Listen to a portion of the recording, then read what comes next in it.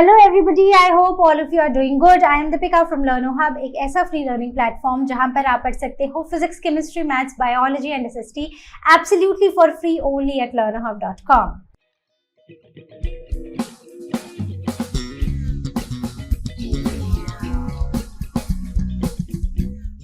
तो आज हम शुरू करने जा रहे हैं आईसीएसई क्लास 9 हिस्ट्री का नेक्स्ट चैप्टर का नाम है the golden age of Guptas. तो प्रीवियस चैप्टर्स को ही कंटिन्यू करते हुए, प्रीवियस स्टोरीज को ही कंटिन्यू करते हुए अब हम गुप्तास की गोल्डन एज के बारे में आज डिस्कस करेंगे। So without wasting any time let's get started. एक बार की बात है जब इंडिया में एक ऐसा समय था जब सब कुछ art, science, culture, literature, peace सब कुछ फ्लरिश कर रहा था। मंदिरों का निर्माण हो रहा था, स्कॉलर्स अपनी रचनाएं लिख रहे थे, वहीं पर सोने के सिक्के भी चमक रहे थे और इसे बुलाया जाता है the golden age of India. और ये था एक ऐसे पावरफुल और स्मार्ट डायनेस्टी के अंडर जिसे कहा जाता है गुप्तास डायनेस्टी। एक राजा था जिनका नाम था समुद्रगुप्ता। उन्हें इंडिया का इंडियन नेपोलियन भी बुलाया जाता था। क्यों? क्योंकि उन्होंने कोई छोटी मोटी जंग नहीं बल्कि पूरे इंडिया में अपना काम किया था। वो तलवार चलाना भी जानते थे, वो वीणा बजाना भी जानते थे, वो पोइट्रीज भी लिखते थे। मतलब कि एकदम एक ऑलराउंडर किंग थे वो। उसके बाद आए चंद्रगुप्त II विक्रमादित्य, जिनके नवरस यानी कि 9 जेम्स, जिसमें से एक है कालिदास का अभिजन शकुंतलम, जो आज भी पूरे वर्ल्ड में फेमस है। साइंस, मैथ्स, एस्ट्रोनॉमी, अरे भाई उस टाइम पर लोग तो पाई की वैल्यू तक कैलकुलेट कर चुके थे। उस समय आर्यभट्ट, वराहमिहिर और ब्रह्मगुप्त जैसे महान स्कॉलर्स थे जिन्होंने साइंस पर इतना काम किया कि अगर उस समय पर वो काम नहीं हुआ होता तो साइंस आज भी इनकम्प्लीट होती। और आर्ट और आर्किटेक्चर, तो इमेजिन करो अजंता केव्स की पेंटिंग्स, नालंदा के स्टूडेंट्स और आयरन पिलर जो 1500 सालों से खड़ा है लेकिन रस्ट नहीं हुआ है। तो ये सब बना था कब?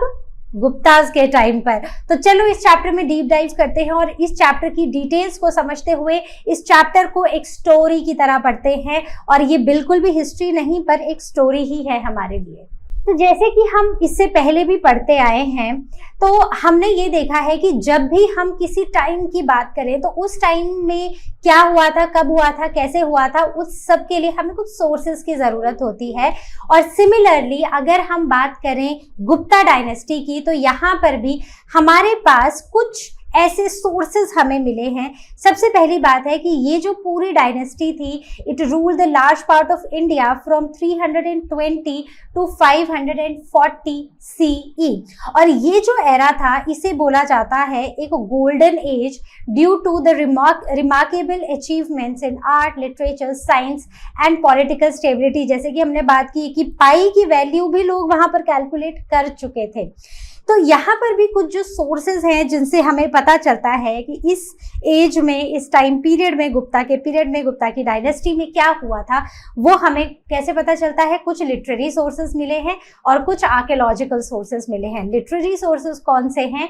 जिसमें religious text, poetry, drama, foreign travellers के अकाउंट्स हैं। और दूसरा आर्कियोलॉजिकल सोर्सेज जहाँ पर इंस्क्रिप्शंस, कॉइन्स, मॉन्यूमेंट्स और स्कल्पचर्स मिले हैं। तो चलो शुरू करते हैं with the literary sources of the golden as. तो सबसे पहला हमारा लिटरेरी सोर्स है फाहिन्स अकाउंट। तो फाहिन्स जो थे ना वो एक चाइनीज बुद्धिस्ट पिलग्रिम थे। मतलब ये एक बुद्धिस्ट या चाइनीज बुद्धिस्ट यात्री थे। इनका जो मेन फोकस था वो था कि बुद्धिस्ट की टीचिंग्स को स्प्रेड करना। लेकिन जब इन्होंने लिखा तो इन्होंने गुप्ता पीरियड के बारे में भी लिखा। He visited India during the reign of Chandragupta Vikramaditya around 399 से 414 CE के बीच में ये इंडिया आए थे। सो although his main interest was in Buddhism but he documented कि गुप्ता किंग्स जो थे वो कैसे, क्या उनका एडमिनिस्ट्रेशन था, कैसे सोशल, इकोनॉमिकल और रिलीजियस कंडीशंस देखी गई थी उस समय पर। तो फाहिन्स का जो अकाउंट था, जो उनकी ऑब्जर्वेशन थी, उसमें ये लिखा गया कि वहाँ का जो मगध, जो रीजन था मगध, वो काफी प्रॉस्परस था, बहुत लार्ज था और वहां पर काफी बड़े बड़े और वेल्दी टाउन्स देखे गए। वहीं पर पतलीपुत्रा एक थ्राइविंग सिटी था जहां पर चैरिटेबल इंस्टीट्यूशंस थे, हॉस्पिटल्स भी बनाए गए थे जो लोगों की भलाई के काम आते थे, लोगों की सेवा के काम आते थे। He noted the law and order, peace and high status of religion and education.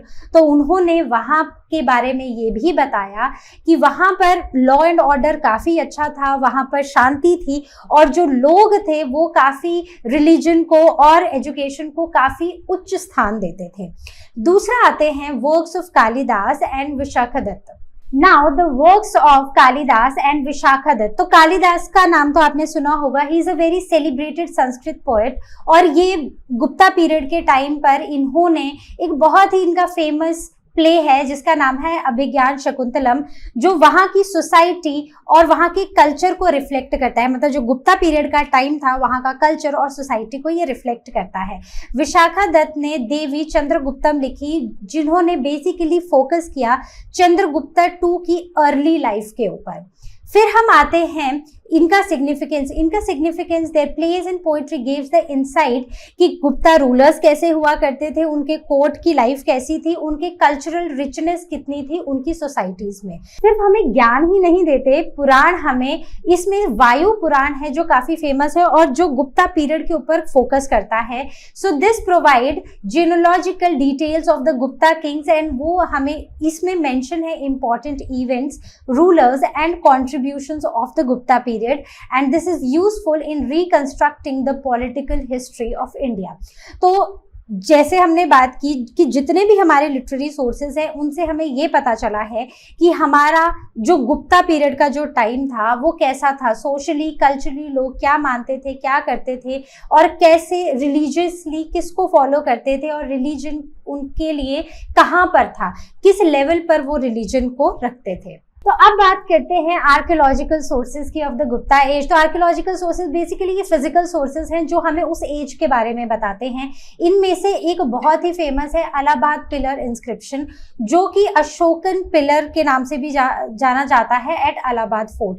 तो यहाँ पर संस्कृत में लिखा गया है बाय हरिसेना, जो कि समुद्रगुप्ता के कोर्ट में एक पोएट थे, तो उन्होंने यहाँ पर लिखा हुआ है और वहां से हमें फर्स्ट हैंड इंफॉर्मेशन मिलती है कि समुद्रगुप्ता ने कहां पर तक अपना राज्य बढ़ाया, उनकी एडमिनिस्ट्रेशन कैसी थी, उन्होंने किन किंग्स को डिफीट करके ट्राइबल रिपब्लिक्स को डिफीट किया, उन सब की लिस्ट यहाँ पर है।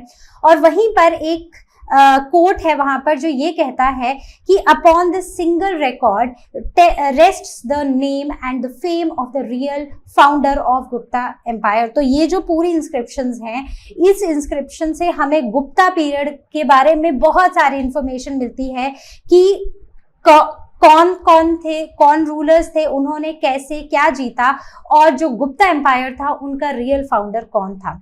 दूसरा है iron pillar inscription at Mehrauli. तो कुतुब मीनार के आसपास घूमते फिरते ना आपने ये आयरन पिलर इंस्क्रिप्शन जरूर देखा होगा। So it refers to the Chandragupta two Vikramaditya as Chandra. So this is iron pillar of Chandra, right, at Mehrauli. So this gives valuable details of his conquests, उनकी military strength और उनके religious tolerance and patronage of art, कि वो art के patron थे। So बाकी भी बहुत सारी हमें inscriptions मिली हैं which are found in Basar, Udayagiri, Sanchi, information on Chandragupta II, Iran inscription, information on Sikandagupta. Then this provides insight into administration, political control and religion and society during the Gupta age. हमें Guptas coins भी मिले हैं और बहुत सारे coins they have been discovered across India, जो ये हमें ये बताते हैं कि वहाँ की आर्टिस्टिक अचीवमेंट्स क्या थी, इकोनॉमिक प्रॉस्पेरिटी कैसी थी और रॉयल अकम्पलिशमेंट्स कैसी थी, हॉर्स सेक्रीफाइसेस, मिलिट्री विक्ट्रीज के बारे में सब कुछ हमें यहाँ से पता चलता है। Then this helps to solve the chronological puzzles of the Gupta reign. इन सारी चीज़ों की, इन कॉइन्स के मिलने से ना हमें एक क्रोनोलॉजी भी पता चलती है गुप्ता पीरियड में कि किसके बाद कौन आया और किस इवेंट के बाद कौन सा इवेंट यहाँ पर हुआ है इस पूरे इस डायनेस्टी में या फिर गुप्ता पीरियड में। अब बात करते हैं नालंदा यूनिवर्सिटी की, जो अगेन एक आर्कियोलॉजिकल सोर्स माना जाता है गुप्ता पीरियड का। तो ये आज के टाइम पर अगर हम देखें तो बिहार में है, नियर राजगृहा। तो this was known to be the great centre of learning. It was mentioned by Hiuen Tsang in his book. और ये ह्यान सांग कौन थे? ये बेसिकली एक चाइनीज ट्रैवलर थे, और इन्होंने भी जो भी इनकी रिटन जो भी चीजें हैं उसमें इन्होंने नालंदा यूनिवर्सिटी के बारे में लिखा है। तो जैसे आज के टाइम पर हम हार्वर्ड यूनिवर्सिटीज की बात करते हैं, उस समय पर नालंदा यूनिवर्सिटी बहुत ही रिच हुआ करती थी, और दूर दूर से लोग जो थे इस यूनिवर्सिटी में पढ़ने आते थे। यहाँ पर वेद, लॉजिक, ग्रामर, मेडिसिन और बुद्धिस्ट फिलोसफीज पढ़ाई जाती थी। दे हैड लाइब्रेरीज, 3 लाइब्रेरीज थी, रत्ना सागर, रत्ना दधी और रत्ना रंजक, इनकी लाइब्रेरीज हुआ करती थी। बहुत ही they were rich of knowledge, and this was the world famous university during that time. तो अब हम बात करते हैं पॉलिटिकल डेवलपमेंट्स की। तो ये जो पूरा पीरियड था समुद्रगुप्ता का, ये था 335 सीई से 380 सीई तक। इनके जो फाउंडर थे वो थे चंद्रगुप्ता वन, जिन्होंने एक्चुअली गुप्ता डायनेस्टी के जिन्हें फाउंडर माना जाता है, लेकिन इनका जो रियल एक्सपेंशन था वो उनके बेटे ने किया, जिनका नाम था समुद्रगुप्ता।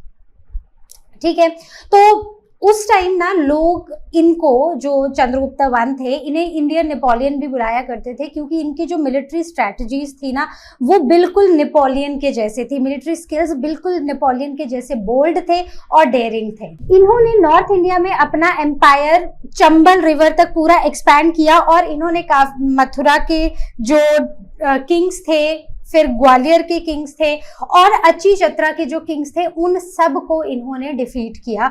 और साथ ही साथ इन सब का जो सबसे बड़ा अचीवमेंट था ना, वो था उनका डेक्कन कैंपेन, जहां पर वो ऑलमोस्ट 3000 माइल चलते हुए, घने जंगल से चलते हुए जाकर इन्होंने वहां के किंग्स को डिफीट किया। लेकिन इन्होंने कोई उनको अपने अंडर या उनके राज्य का शासन अपने अंडर नहीं ले लिया। उन्हें सिर्फ इतना मनवाना था कि ये मान लो कि इन्हें मतलब उनसे सिर्फ सुजरैनिटी करवानी थी, मतलब कि जो ओवरऑल लॉर्डशिप है वो मेरे हाथ में। सिर्फ उन्हें इतनी सी बात सबसे मनवानी थी कि जो सबसे बड़ा रूलर है, जो सबसे बड़ा है राजाओं में, वो मैं ही हूँ। तो बस इतनी सी बात थी, उन्हें कोई रूल नहीं करना था, क्योंकि जितना बड़ा उनका एम्पायर होता जाता तो वो उतना ही आउट ऑफ रीच होता जाता, उतना ही आउट ऑफ कंट्रोल होता जाता, और उसके टूटने की संभावनाएं बढ़ती जाती। तो इसलिए उन्होंने सिर्फ ओवर लॉर्डशिप को सिर्फ मनवाने के लिए उन्होंने बहुत सारे राजाओं को डिफीट किया। तो यहाँ पर भी यही लिखा गया है कि गुप्ता पीरियड का टाइम ये था, और जिसे गोल्डन एज कहा जाता है, क्योंकि यहाँ पर पॉलिटिकल यूनिटी, स्टेबिलिटी और प्रोग्रेस देखी गई ऑलमोस्ट हर फील्ड में। Expansion and consolidation of empire was led by the capable rulers like Samudragupta, जो कि चंद्रगुप्ता वन के बेटे थे।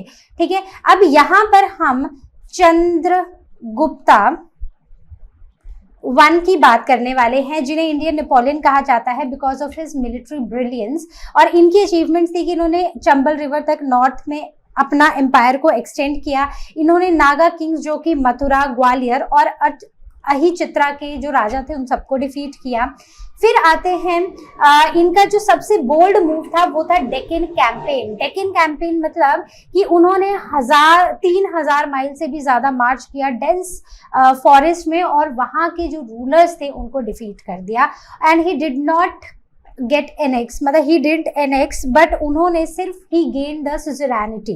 तो he just gain the suzerainty, उन्हें कोई वहां का कंट्रोल नहीं चाहिए था। Then the frontier and the foreign relations, तो he subdued forest tribes of the central India. He defeated 9 republican tribes of Rajasthan और 5 फ्रंटियर स्टेट्स एक्सेप्टिंग सुजरैनिटी, जिसमें समताता बंगाल, देवका असम, कमरूप असम, नेपाल और करतारपुर जो आज का तराई रीजन है वहां पर है। तो इन सब को डिफीट करके बस सुजरैनिटी एक्सेप्ट करवाई, और कुछ भी नहीं, कि I am the overall lordship, मैं ही हूं, बस बस मैं ही हूँ, right. So the foreign relations they maintain the diplomatic ties with Shakas, Kushanas and Shahis of Punjab. Even जो किंग थे श्रीलंका के मेघावर्मन, उनके साथ भी इन्होंने अच्छे रिलेशंस बना के रखे थे. फिर आती है इनकी पर्सनैलिटी और पैट्रनेज. तो इनकी जो पर्सनैलिटी, ये ना he was also a lover of art and literature. जहाँ तक ये एक बहुत ही अच्छे वॉरियर थे, बहुत अच्छी तलवार चला लेते थे, साथ ही साथ ये वीणा के भी अच्छे प्लेयर थे, एक अच्छे पोएट भी थे, जो कि इनके कॉइन्स डिपिक्ट करते हैं. He followed Hinduism but religiously tolerant. मतलब ऐसा नहीं है कि ये क्योंकि हिंदुइज्म को फॉलो करते तो बाकी रिलीजन्स के लिए ये इनटॉलरेंट थे, ये उनके लिए भी टॉलरेंट थे. He remembered as a scholar statesman with military excellence, artistic brilliance and religious tolerance. अब हम बात करते हैं चंद्रगुप्त टू की. तो अभी तक जो हमने बात की थी वो हमने चंद्रगुप्त वन के बारे में बात की थी. चंद्रगुप्त टू जो थे, उनका जो रीन था वो अब 380 से 412 CE तक था. तो जब चंद्रगुप्ता वन का रीन खत्म हुआ 380 में, तो उनकी जगह अब ली उनके सक्सेसर ने Chandragupta two, who was the son of Samudragupta. और उनका जो नाम था दैट वाज विक्रमादित्य. ठीक है, ही इज, जिसका मतलब होता है the son of power. He was patron of art and learning including Navratnas. उनका जो कोट था ना उसमें 9 जेम्स थे विच इंक्लूडेड कालिदास. तो इनका जो मेन, ये अपने पापा की तरह थे एकदम ना. तो और इन्होंने भी कैंपेन चलाया था जिसमें he destroyed the Shaka power in Malwa, Gujarat and Saurashtra.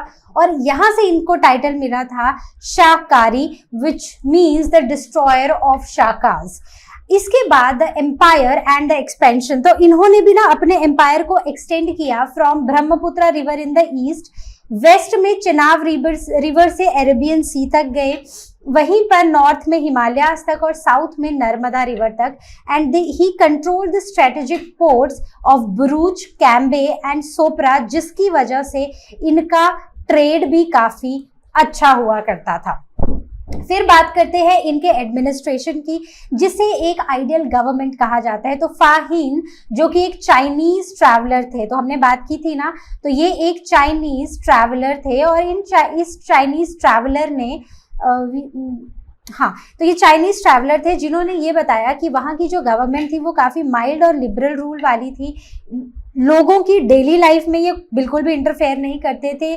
Crime rate जो था, क्राइम अगर कोई गलत करेगा तो उसको सजा मिलती थी, सॉफ्ट थी पर मिलती थी. और दूसरी तरफ क्राइम रेट ऑलमोस्ट जीरो था, बहुत ही कम क्राइम रेट था.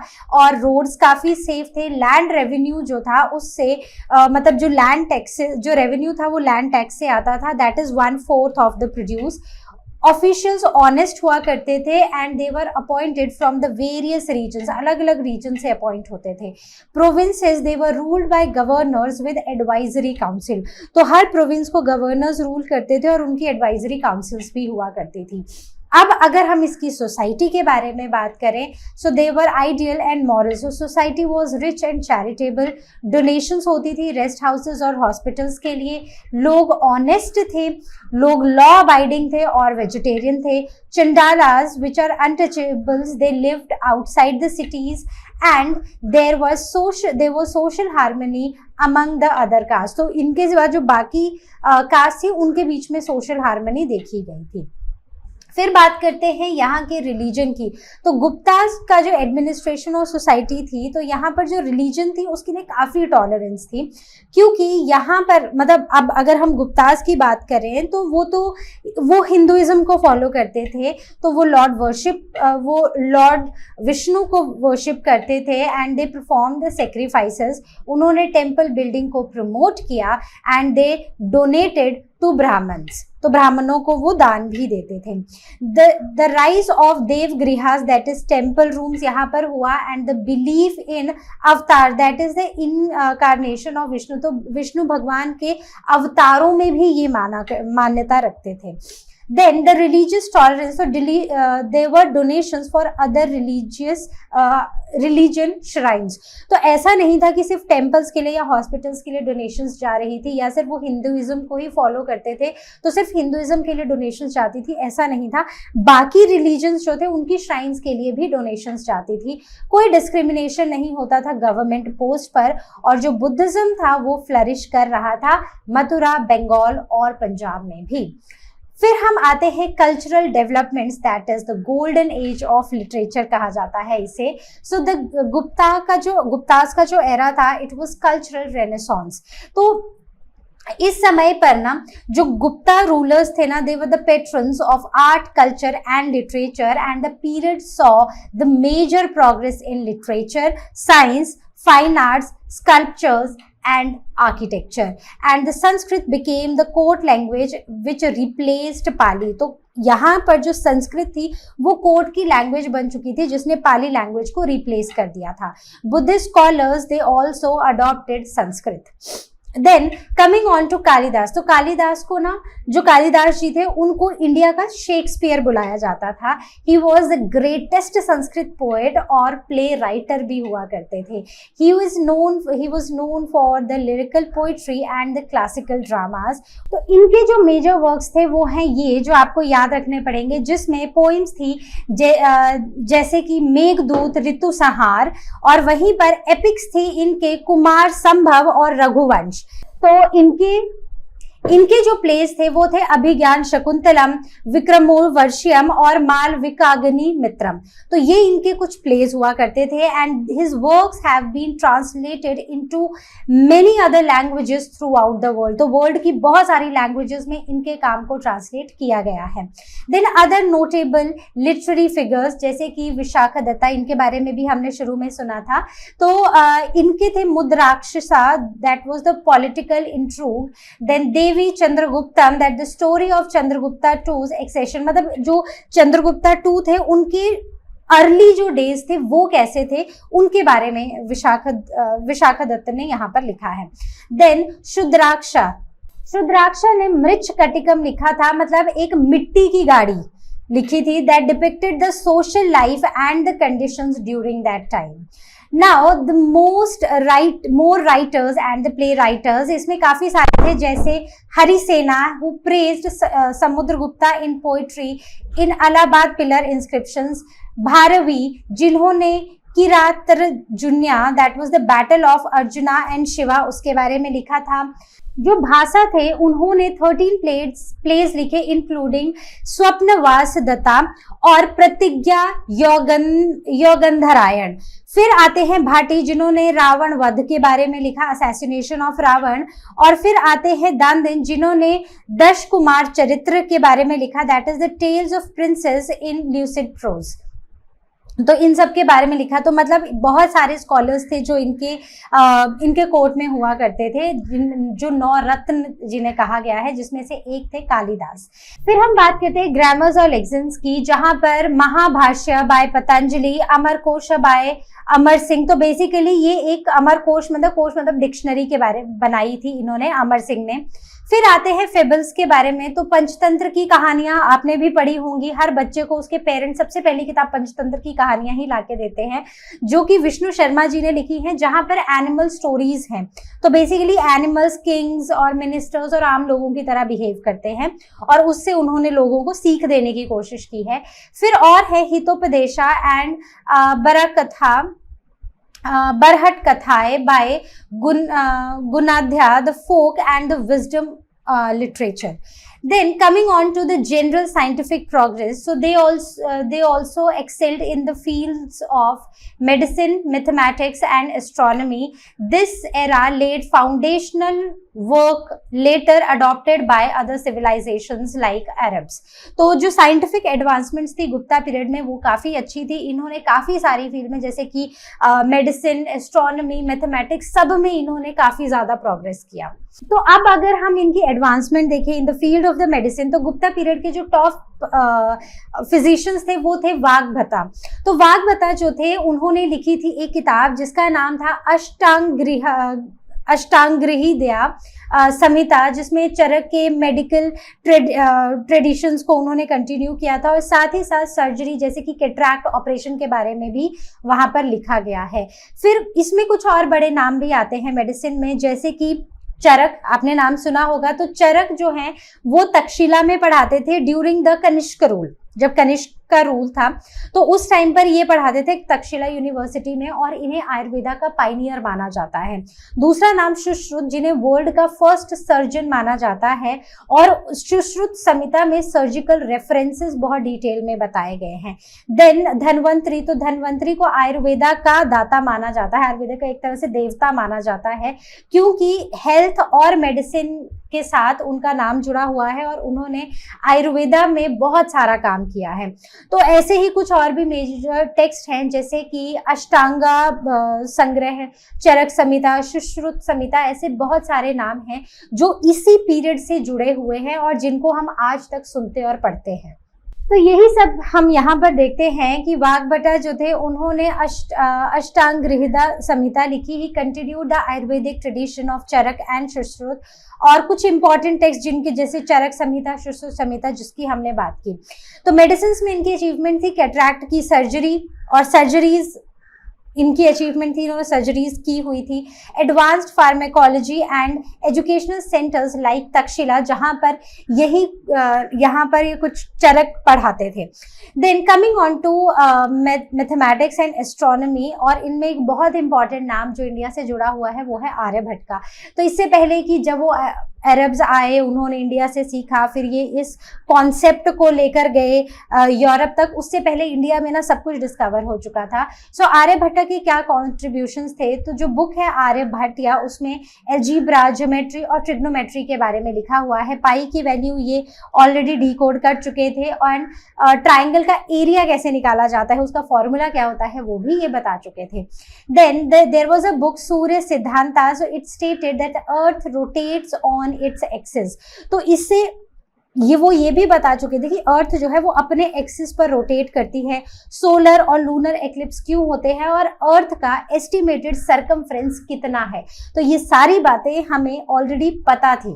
वाराहमिहिर एंड ब्रह्मगुप्ता, तो वाराहमिहिर जो थे उनकी बुक थी बृहट संहिता, जिसमें which included the topics astronomy, botany and geography, and he stated that earth and moon move in space, and other works like pancha siddhantika, brihad jatakas and laghu jatakas, तो ये सब इनकी बुक में लिखा हुआ था। देन ब्रह्मगुप्ता की जो बुक थी that was Brahma Sphuta Siddhanta, the inverse form, it hinted at the law of gravitation. तो वो लॉ ऑफ ग्रेविटेशन जो हमें लगता है कि न्यूटन ने दिए हैं, वो ऑलरेडी उनका हिंट हमें यहाँ पर ब्रह्मगुप्ता की बुक में मिल चुका था।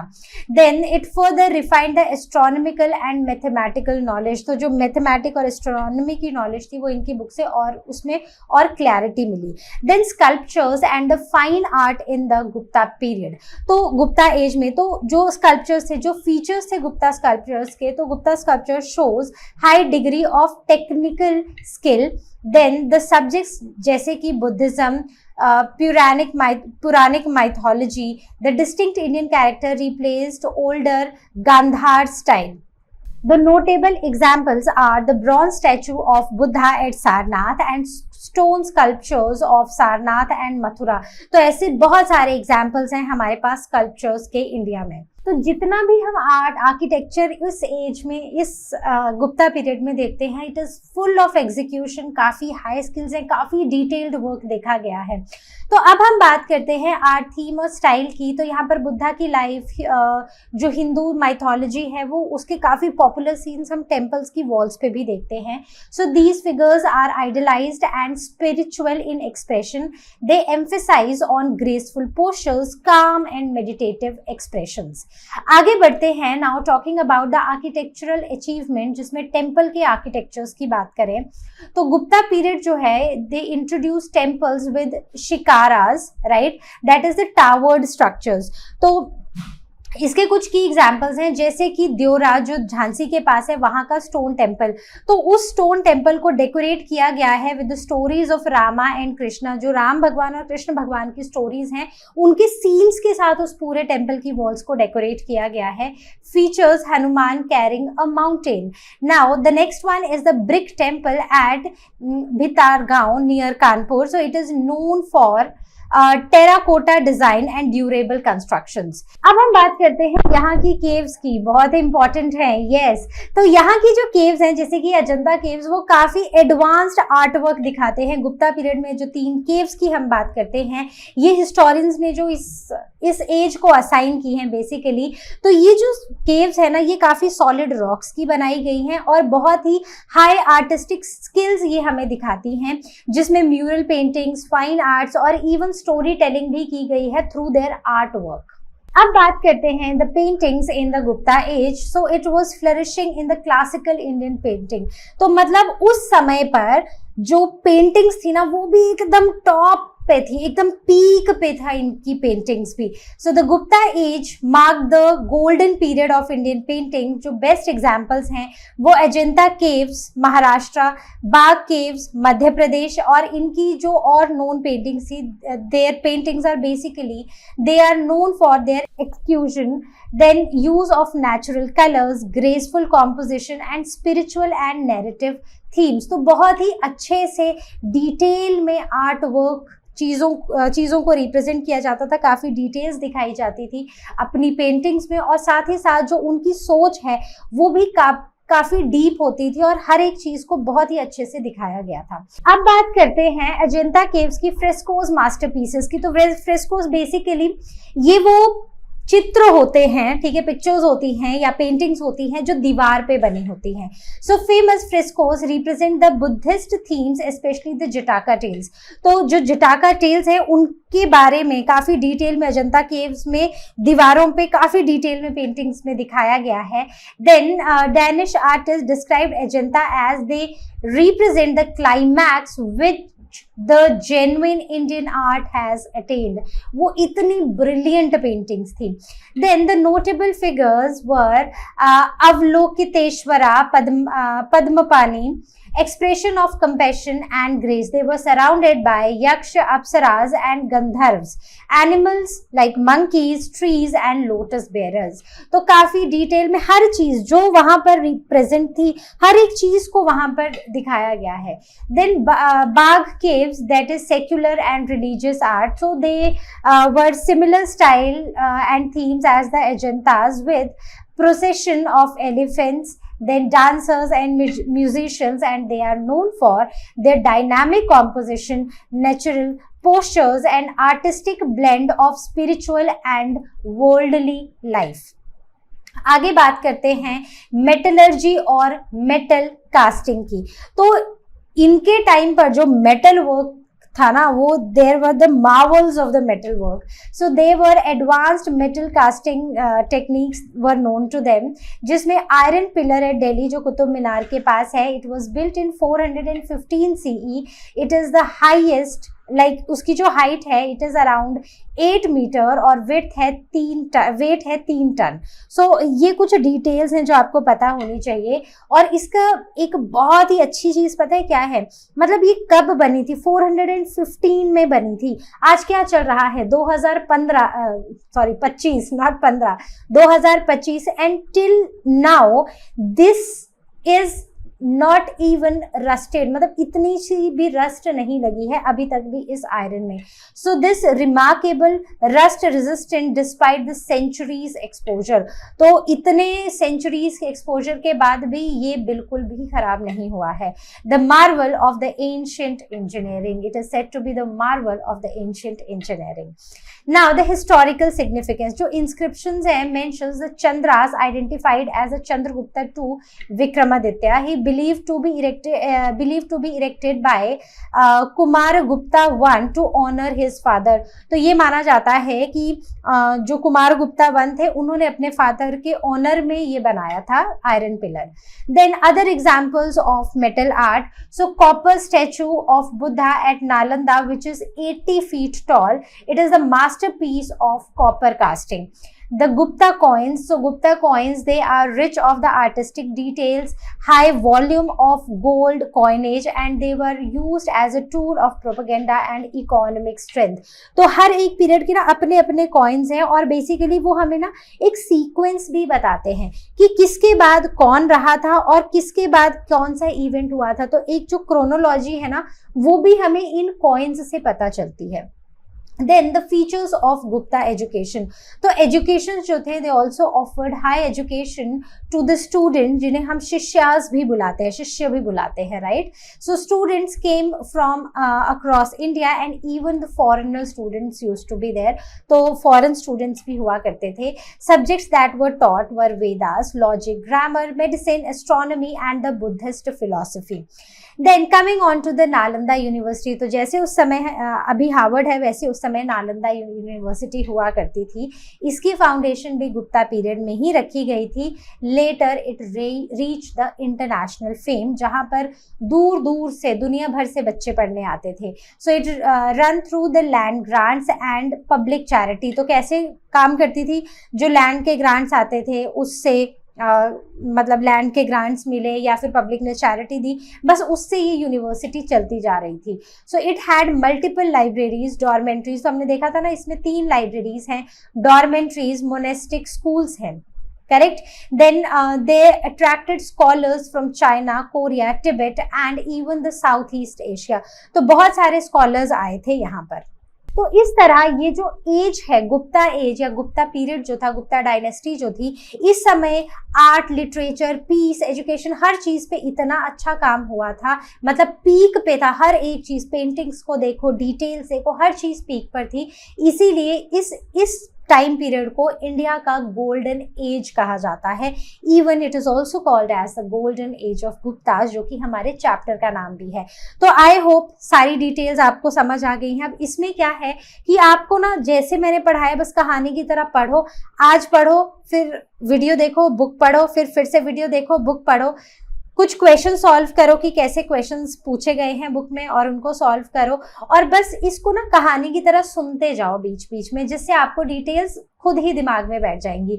बहुत ज्यादा आपको रटने की जरूरत नहीं है, आपको सिर्फ ध्यान से सुनने की जरूरत है। So this was all from our today session. I hope you understood the chapter.